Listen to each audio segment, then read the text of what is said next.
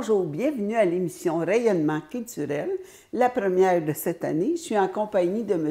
Raphaël Thard, que les gens vont connaître par ses chansons. Bonjour, M. Thard, vous allez bien? Bonjour, ça va très très bien, absolument. Bienvenue à l'émission Rayonnement culturel. Alors, vous allez nous proposer quelques chansons et on va pouvoir se parler de vos projets. Absolument. Et vous allez venir ici bientôt à la salle Jean Coutu. Oui. C'est justement le samedi 10 mai, la veille de la fête des mères. Ça pourrait être un beau cadeau que les papas ou les maris donnent à leur épouse. Alors, je vous laisse un petit peu nous expliquer la soirée. Eh bien, c'est un grand hommage à Jodassin que je fais depuis déjà pas mal d'années. Et c'est la première fois que je viens à Saint-Gabriel avec mes musiciens. Et j'espère que j'invite tout le monde à venir voir mon spectacle. C'est un spectacle complet. C'est pas juste des chansons les unes derrière les autres. C'est une performance en même temps. Je fais rire les gens, je raconte des histoires sur Dassin, sur moi-même, comment je suis arrivé à faire ce spectacle Dassin. Et bien sûr, c'est 24 ou 25 chansons qui s'enchaînent avec des musiciens professionnels. Donc j'invite, et il y aura une petite surprise, j'ai 3 chœurs aussi qui vont se rajouter au show. Donc j'invite tous les gens qui veulent voir un spectacle hommage à Jodassin à venir le 10 mai prochain.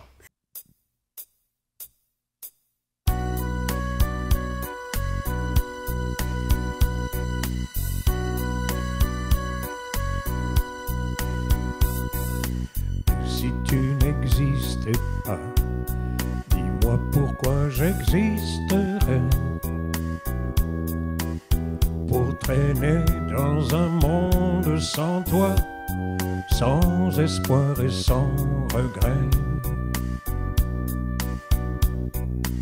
Et si tu n'existais pas, j'essaierais d'inventer l'amour, comme un peintre qui voit sous ses doigts naître les couleurs du jour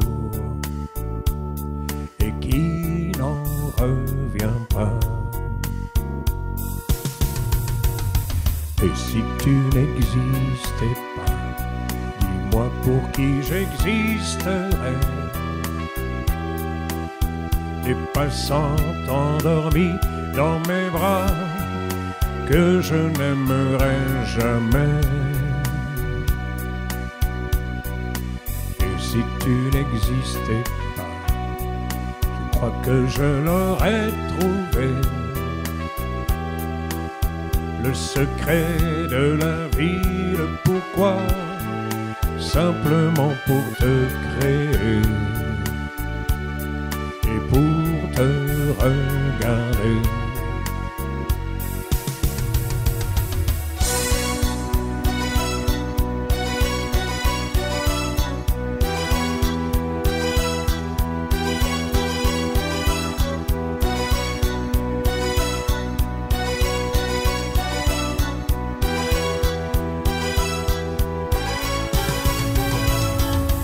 Si tu n'existais pas, dis-moi comment j'existerais. Je pourrais faire semblant d'être moi, mais je ne serais pas vrai.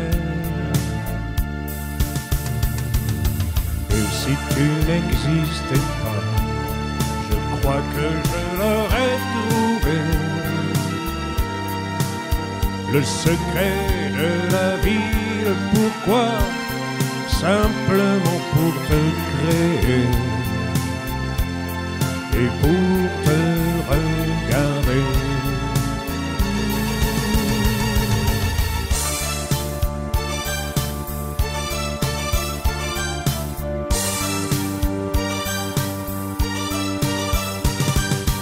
Et si tu n'existais pas, dis-moi pourquoi j'existerais. Pour traîner dans un monde sans toi, sans espoir et sans regret. Et si tu n'existais pas, et si tu n'existais pas,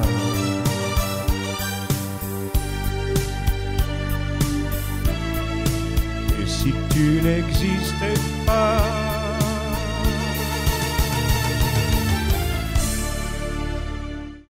Bonjour, Monsieur Raphaël Thor. Bienvenue à l'émission Rayonnement culturel. Vous allez bien? Oui, je vais bien. On va apprendre à vous connaître aujourd'hui. Un petit peu, oui, je pense. Vous allez nous interpréter des chansons de M. Joe Dassin. Oui, Mais j'aimerais savoir comment vous avez commencé le projet de chanter ces chansons. Alors, en fait, ça remonte à loin parce que dans les années 70, j'écoutais du Joe Dassin chez moi. Et puis un jour, mon père m'a dit, tu sais, quand il chante, il a la même voix que toi. En fait, il voulait dire que moi, j'avais un peu la même voix de Dassin. Une voix de baryton. Et donc, à ce moment-là, il m'a dit, tu vois, tu peux chanter toi aussi. Parce qu'à l'époque, je faisais juste de la guitare dans l'orchestre de mon père. Et il m'a dit, tu vois, il faut que tu prennes des chansons et des chanteurs surtout, que tu interprètes des chanteurs qui ont une voix basse ou baryton. Donc, c'est à ce moment-là que j'ai commencé à faire des petites chansons de Dassin et puis d'autres chansons, mais j'ai commencé là. Et puis, en 72 est sortie une chanson qui s'appelait « Salut les amoureux ». Et c'est une chanson qui m'a vraiment beaucoup plu. Je l'ai mis à mon répertoire parce que je chantais toutes sortes de chansons différentes. Et donc, c'est une chanson fétiche. Ça a été le point tournant où j'ai dit, tiens, vraiment, chanson de Dassin, ça me colle un peu à la voix. Et donc, c'est comme ça que j'ai commencé. Et puis ensuite, plus tard, j'ai fait beaucoup de boîtes à chansons au Québec, à partir de 72. C'est la date à laquelle je suis arrivé. J'ai commencé à chanter au Saint-Vincent, au Pierrot. Et à chaque fois que je faisais du Dassin, les gens tournaient la tête et tout le monde entraînait, tout le monde tapait dans les mains. Donc j'ai compris qu'il y avait quelque chose, mais je n'étais pas encore prêt peut-être pour faire du Dassin, complètement que du Dassin. Donc j'ai fait pendant des années, pendant 30 ans de ma vie, j'ai fait des boîtes à chansons partout au Québec. Et un jour, je me retrouve en 1996, je me retrouve au Relais Thérapin sur la rue Saint-Charles à Longueuil, un grand restaurant de 400 places. Et là, il y avait tous les vendredis soirs une dame qui venait avec son mari, Lise et Richard, qui réservait une table dans une petite alcôve d'une vingtaine de personnes. Et à chaque fois que je passais devant elle, elle me disait « Monsieur Thor, est-ce que vous pouvez me chanter une chanson de Dassin ?» Alors j'en connaissais 6 ou 7. Donc je lui faisais une chanson de Dassin, les autres se retournaient, j'allais dans une autre place du restaurant, on me demandait du Dassin, ça a commencé comme ça. Mais je faisais toutes sortes de chansons québécoises, françaises, espagnoles, et toutes les semaines, ils étaient là, ces gens-là, ce couple-là. Donc au bout de tant de semaines, j'avais épuisé le nombre de chansons de Dassin que je connaissais. Donc j'ai dit, il faut que j'apprenne des chansons spécialement pour Lise et Richard. Donc chaque semaine, je rentrais une nouvelle chanson de Dassin. Ça a commencé comme ça. Ça fait qu'au bout de 2 ans, j'avais, je ne sais pas combien, 60 ou 70 chansons de Dassin que je connaissais. Et donc, je lui faisais spécialement pour elle, mais de plus en plus, dans le restaurant, je voyais que les gens m'en demandaient. Et un jour, en 98, cette dame Lise me dit « Raphaël, je peux vous demander quelque chose ?» Je lui dis « Oui ». Elle me dit « Écoutez, je vous entends depuis des années chanter Dassin, et j'en ai parlé aux gens que je connais ici, les amis avec qui on est venu manger. Pourquoi vous ne montez pas un spécial Joe Dassin ?» Et moi de lui répondre, mais Lise, je ne sais pas si ça va marcher. Et elle de me répondre avec un grand sourire, elle me dit, mais Raphaël, si vous n'essayez pas, vous ne le saurez jamais. Voilà. Donc c'est là que ça a commencé. Je suis rentré chez moi et je me suis dit, mais pourquoi pas essaye. Alors j'ai rencontré des musiciens, des pianistes en particulier, et j'ai dit, voilà, on va prendre 40 chansons de Dassin et on va repiquer tous les arrangements. Ça a pris 3 mois.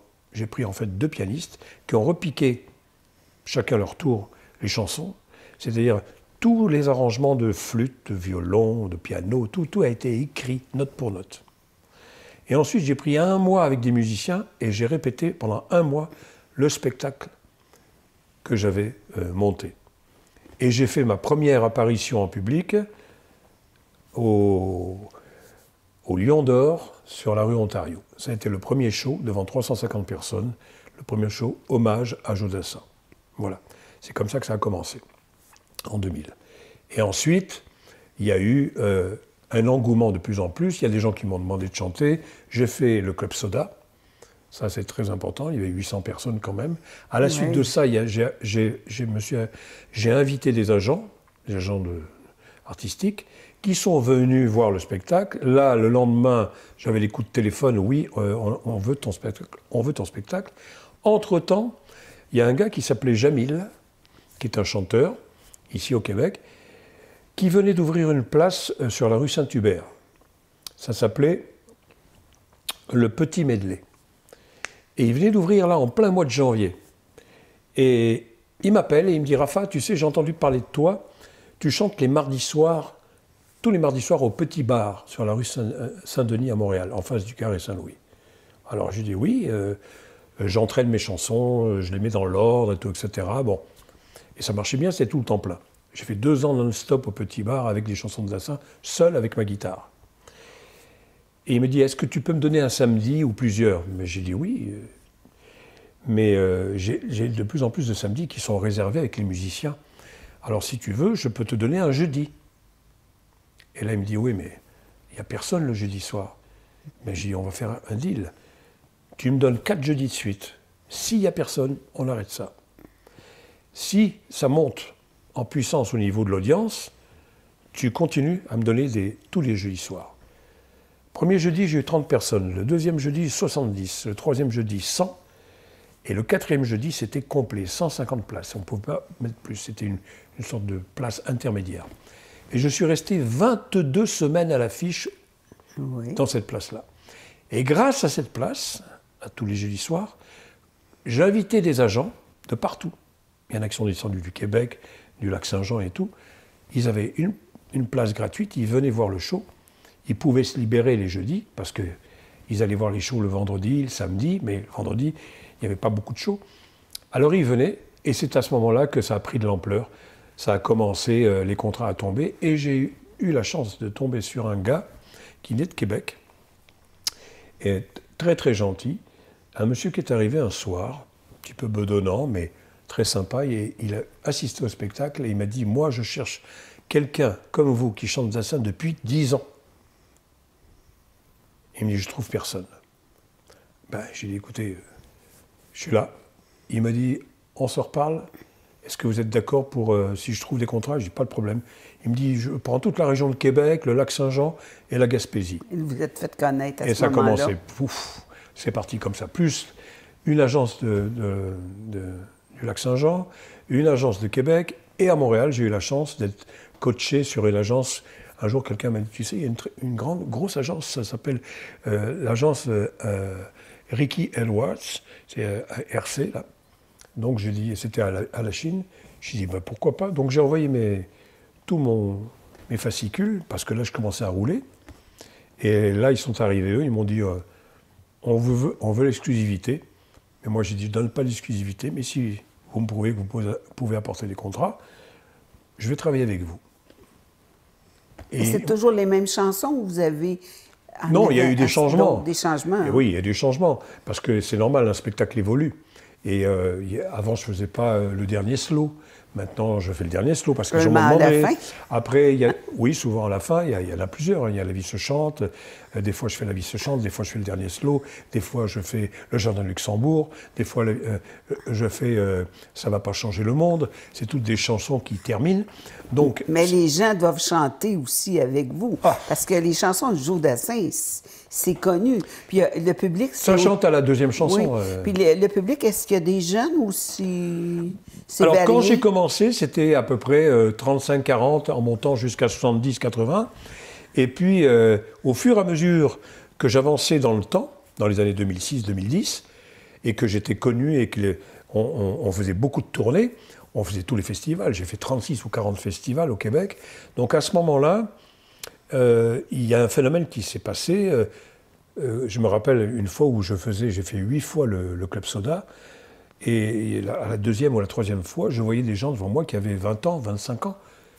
Et je me suis permis de leur demander après le show, mais pourquoi vous êtes là? Vous n'avez pas connu Dassin? Elle dit, parce que nos parents mettaient des cassettes dans la voiture de Joe Dassin, et pendant qu'on était derrière, enfants, on écoutait et on a enregistré. Veut pas, on a enregistré les mélodies, les refrains de Joe Dassin. C'est des belles musiques. Voilà, absolument. un jour, quelqu'un m'a dit oui, c'est bien Jodassin, mais c'est simple, c'est facile, c'est ci, c'est l'autre. J'ai dit, écoutez, tu sais quoi? Apportez-moi une chanson à la façon d'Assin, bien écrite, comme c'est écrit, et puis on verra. C'est pas si facile que ça, en fait. C'est commercial. Bon. Ça joue encore à la radio. Mais c'est sûr, mais c'est des chansons commerciales. Oui. Et c'est des chansons aussi qui sont souvent des aventures de Jodassin, qu'il a eues, ou bien de ses auteurs, en particulier Claude Lemel, Delanoë,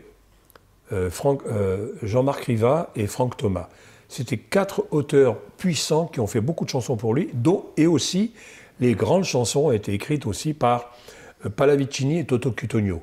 Par exemple, Et si tu n'existes pas et Le Jardin du Luxembourg, ça a été écrit, et L'été indien ont été écrits par les Italiens, par 2 compositeurs italiens qui travaillaient pour lui aussi. Donc il avait à peu près 8 ou 10 auteurs-compositeurs qui travaillaient pour lui à l'année. Donc c'est sûr que ces gens-là, en travaillant en collaboration souvent avec Dassin, ou bien ensemble tous ces auteurs, finissaient par sortir des hits à l'appel, comme on dit, beaucoup. Et c'est pour ça que toutes ces chansons de Dassin, quand on les prend les unes derrière les autres, il faut penser que pour une chanson de Dassin qu'on connaît, comme, je sais pas, Le Café des Trois Colombes, Si tu t'appelles Mélancolie, ouais, ou d'autres, il y en a une vingtaine qui ont été mis à la poubelle. Mais il y en a pour garder celle-là, ou celle-là, ou celle-là, ou celle-là. Mais on ne peut pas l'oublier, parce que quand on arrive à Paris, moi, c'est l'impression que j'avais quand je suis arrivée.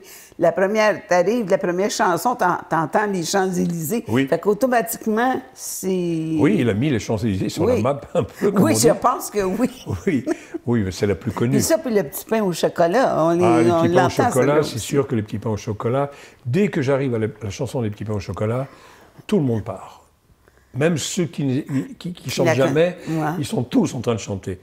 Et il n'y a pas longtemps, j'ai fait une soirée, là, le 12 avril, c'était une supplémentaire. Et puis, il y avait un gamin de 10 ans qui était là, il connaissait par cœur. Et quand j'ai commencé, à la 3e chanson, il s'est levé, il m'a dit « Vous pourriez faire les petits pains au chocolat ?» J'ai dit « Oui, elle s'en vient, elle est dans les prochaines. » Et quand j'ai fait ça, tout le monde s'est bien chanté, et le gamin aussi. Alors, c'est des chansons qui sont intemporelles. C'est-à-dire, on va les chanter aujourd'hui, on les a chantées hier, on les chante aujourd'hui, on va les chanter demain.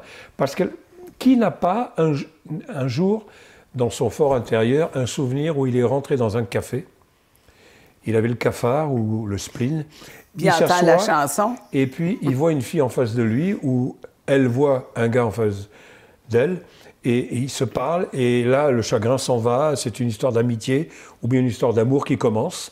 Donc en fait, toutes ces chansons sont accrochées à nos souvenirs. C'est romantique. Il y a du romantisme, absolument, mais c'était une époque 70 où il y avait beaucoup de romantisme aussi. Et puis le romantisme n'est pas mort, il est toujours vivant.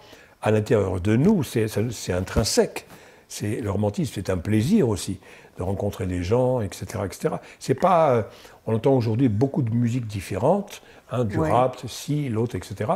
Mais dans notre fort intérieur, on a ça besoin fait quelque chose de l'humain. Calme aussi. De calme, c'est quand même... Calme, oui et non, parce que Dassin faisait aussi beaucoup de country rock, hein, comme La vie se chante, c'est du country. Oui. Salut les amoureux, c'est aussi une chanson country rock. Il en a plusieurs comme ça, et des chansons animées. Mais si vous voulez, quand on écoute ça, ce sont vraiment des bijoux d'histoire. Quand vous m'avez parlé tout à l'heure des petits pains au chocolat, eh bien dans ces petits pains au chocolat, il y a énormément d'histoire. Moi, quand je m'en vais à la boulangerie, pouf, ça saute aux yeux. Comme le Café des Trois Colombes. Voilà. C'est comme tu t'en vas dans un café, il y a toujours une histoire, mais il y a peut-être de ces chansons, c'est une partie de sa vie aussi. Absolument. Mais vous, quand vous les interprétez, oui, est-ce que certains soirs que ça vous colle plus à la peau que d'autres fois? Oui, il a une chanson qui est très belle, qu'il a écrite pour sa mère.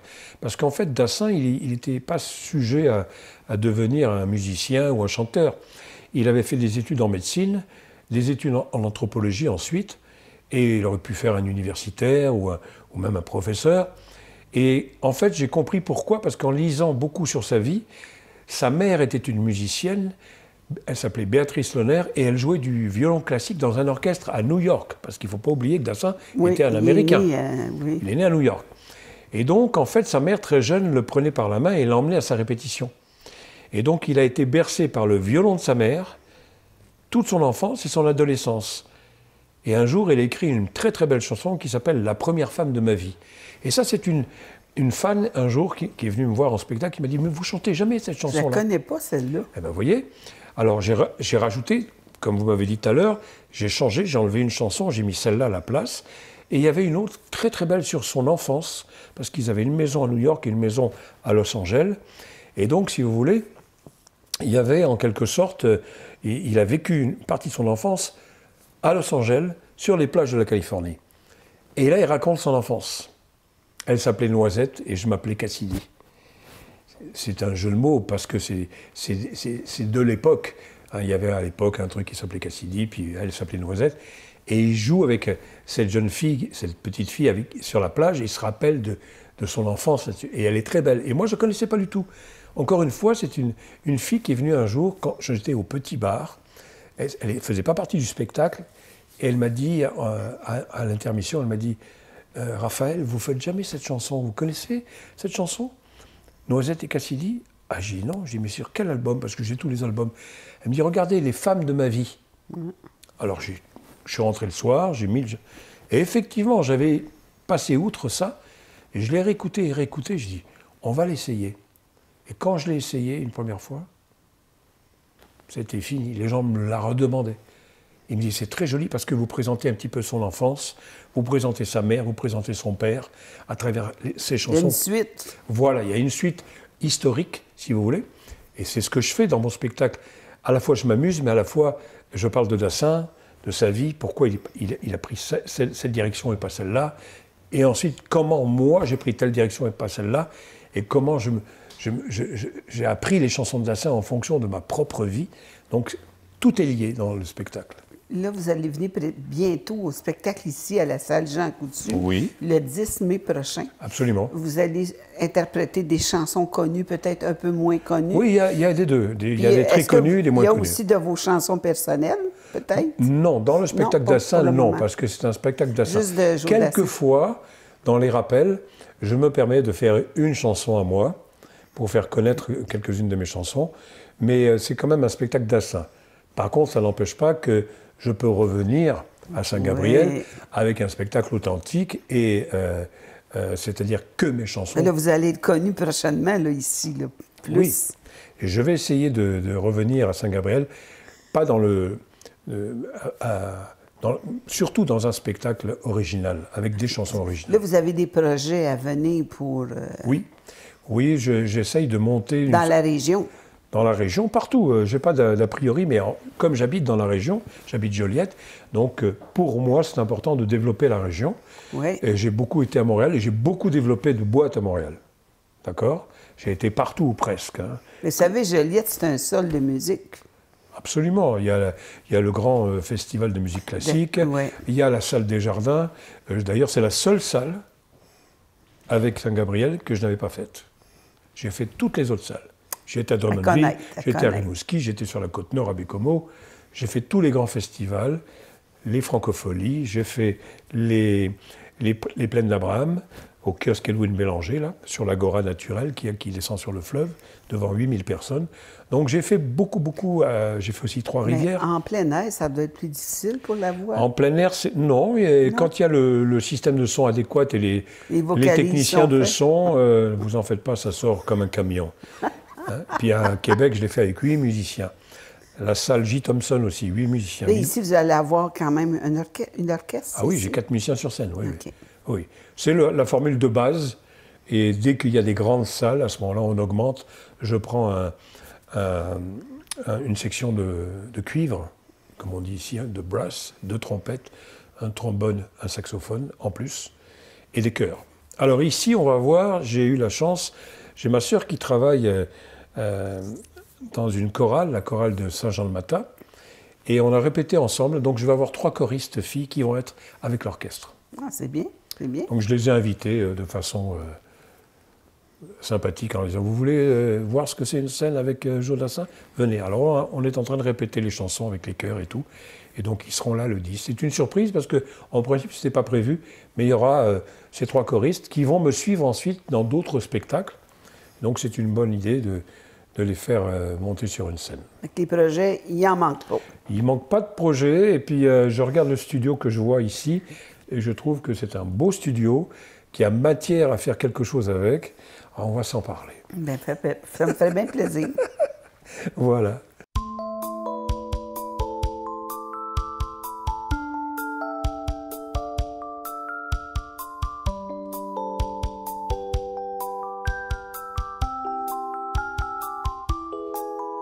À toi, à la façon que tu as d'être belle, à la façon que tu as d'être à moi, à tes mots tendres un peu artificiels, quelquefois. À toi, à la petite fille que tu étais, à celle que tu es encore souvent, à ton passé, à tes secrets, à tes anciens princes charmants. À la vie, à l'amour, à nos nuits, à nos jours, à l'éternel retour de la chance, à l'enfant qui viendra, qui nous ressemblera, qui sera à la fois toi et moi. À moi, à la folie dont tu es la raison, à mes colères sans savoir pourquoi, à mes silences et à mes trahisons. Quelquefois, à moi, autant que j'ai passé à te chercher, aux qualités dont tu te moques bien, aux défauts que je t'ai cachés, à mes idées de paladin, à la vie, à l'amour, à nos nuits, à nos jours, à l'éternel retour de la chance, à l'enfant qui viendra, qui nous ressemblera, qui sera à la fois toi et moi.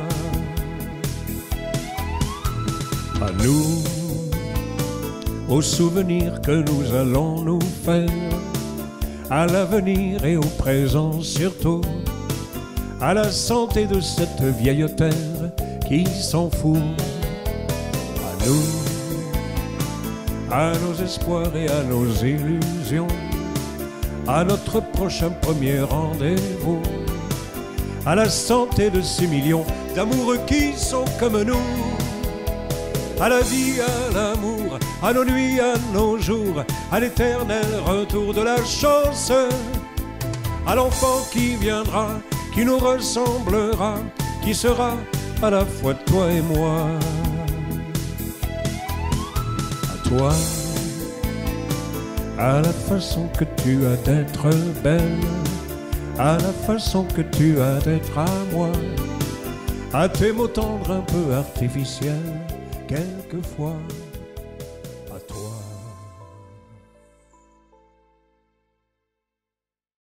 Mais merci beaucoup et au plaisir de se voir le 10 mai. Absolument.